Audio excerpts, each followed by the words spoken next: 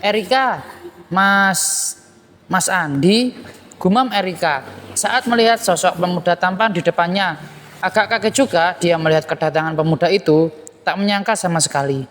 Andi adalah pemuda 25 tahunan, mempunyai tubuh gagah dan berkualitas sawo matang. Sehari-hari dia sibuk bekerja di sawahnya sendiri. Jadi, dia adalah petani yang cukup lumayan hidupnya. Banyak gadis-gadis di kampung ini yang berusaha untuk bisa dekat dengannya, tapi tak pernah dia hiraukan. Dia punya sawah yang cukup luas dan hasil panennya sangat cukup untuk hidupnya dan sang ibu. Andi anak tunggal, jadi dia hanya tinggal bersama sang ibu saja di rumah besarnya. "Apa aku mengganggumu?" tanya Andi dengan sopan. Pemuda itu sejak dulu memang sangat sopan dan baik. Dia tidak pernah merecehkan wanita. "Ah, tidak mas. Aku hanya iseng saja duduk di sini sambil jaga warung," sahut Erika.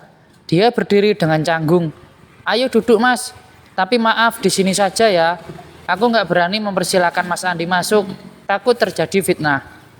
"Tidak apa-apa Erika. Di sini saja sudah cukup. Terima kasih." Andi segera duduk di kursi yang kosong, tepat di depan Erika. Senyumnya terus mengembang sejak tadi. Sudah lama dia tidak bertemu dengan Erika, dan dia bahagia karena sekarang akan bisa menatap wanita itu setiap hari. "Mau minum apa mas? Teh dingin, air putih atau..." Erika bergerak masuk ke dalam warung. Di dalam sana ada lemari pendingin yang menyediakan air mineral, teh botol, dan minuman dingin lainnya.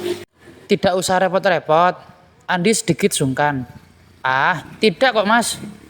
Erika kembali dengan membawa satu botol teh dingin dan memberikan pada Andi. "Terima kasih ya." "Sama-sama mas. Ayo diminum dulu." Tanpa menunggu lama, Andi segera meneguknya hingga setengah. Pas lagi cuaca siang ini cukup panas, jadi tenggorokannya seakan dimanja dengan adanya teh dingin itu. "Ada apa mas? Ada yang bisa aku bantu?" tanya Erika. Setelah Andi selesai minum, perasaannya tidak enak. Dia sebenarnya sudah tahu apa tujuannya Andi ke sini. Karena Bik Nur juga sudah sering bercerita jika Andi suka padanya. Pria itu menyimpan perasaan cinta padanya, dan Erika tidak berani untuk menjawabnya. Dia merasa tidak pantas untuk pemuda baik-baik seperti Andi. Memang dulu saat dia masih tinggal di desa, mereka pernah dekat. Tapi setelah lulus SMA, Erika memilih merantau ke kota dan menjaga kios baju Bik Nur. "Aku hanya ingin sedikit berbincang sama kamu, Rika." "Silakan mas, aku akan dengarkan." "Bagaimana keadaan kandungan kamu, Rika?" "Alhamdulillah, sehat mas." Apa kamu nggak ada keinginan untuk menikah lagi? Pasti sangat sulit untuk membesarkan anak tanpa seorang ayah."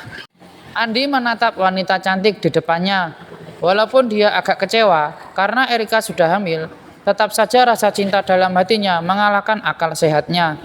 Sejak mereka sama-sama masih remaja, Andi sudah mulai menyimpan rasa cinta pada Erika. Karena hanya Erika gadis paling cantik di kampung ini. "Aku belum berpikir ke arah sana mas. Yang penting saat ini aku hanya ingin menjaga kehamilan aku." "Apa kamu gak kasihan jika anak kamu lahir tanpa ayah?" "Kasihan dia Rika. Mana ada pria yang mau sama aku mas. Wanita yang tidak jelas siapa ayah dari bayi yang aku kandung. Tak akan ada yang sudi mas."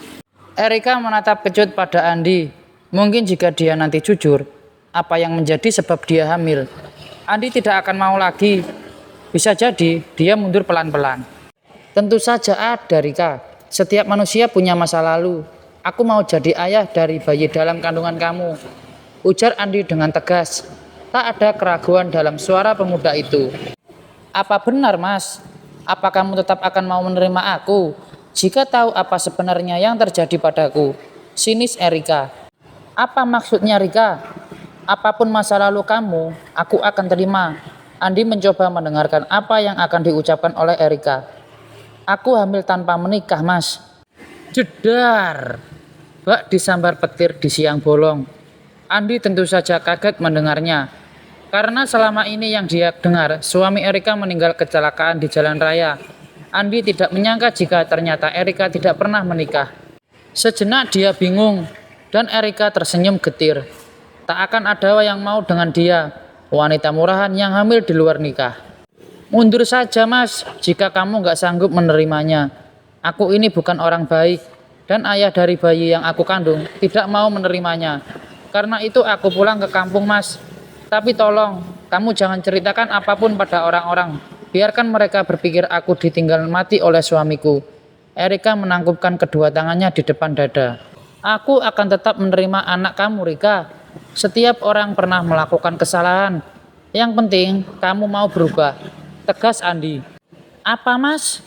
Erika terkejut. Tadinya, dia mengira Andi akan mundur setelah mendapat kebenaran darinya. Jangan bercanda, Mas. Aku nggak bercanda, Rika.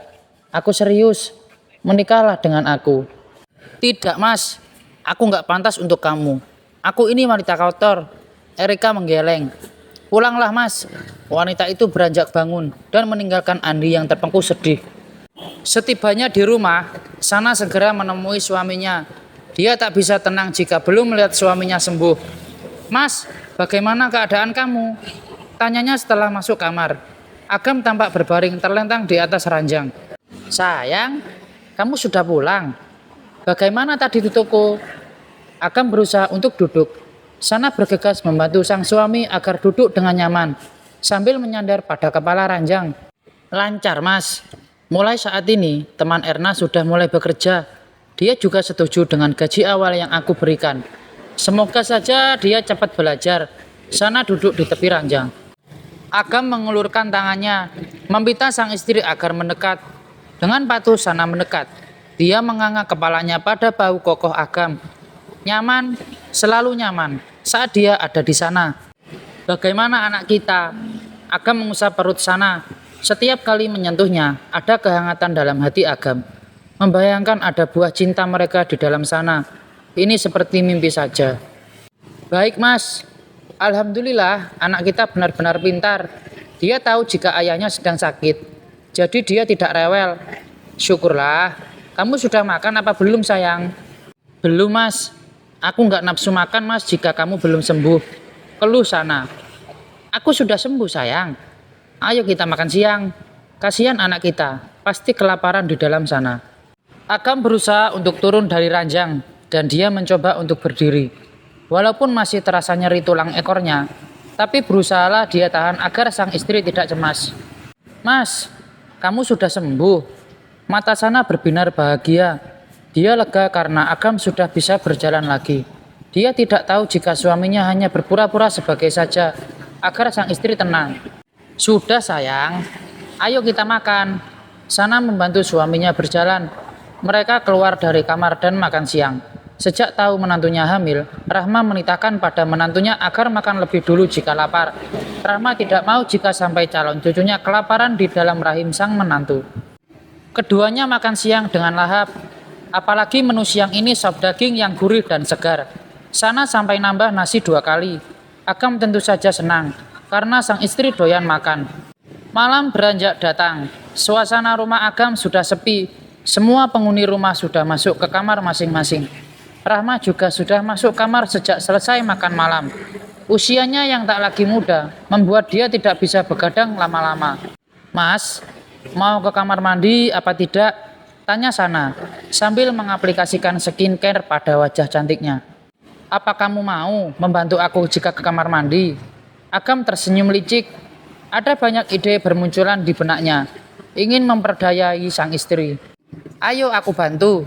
Sana berdiri dan dia mendekati suaminya. Aku mau buang air kecil. Apa kamu mau menolong aku memeganginya? Agam tersenyum genit. Ish, dasar kamu mesum, Mas.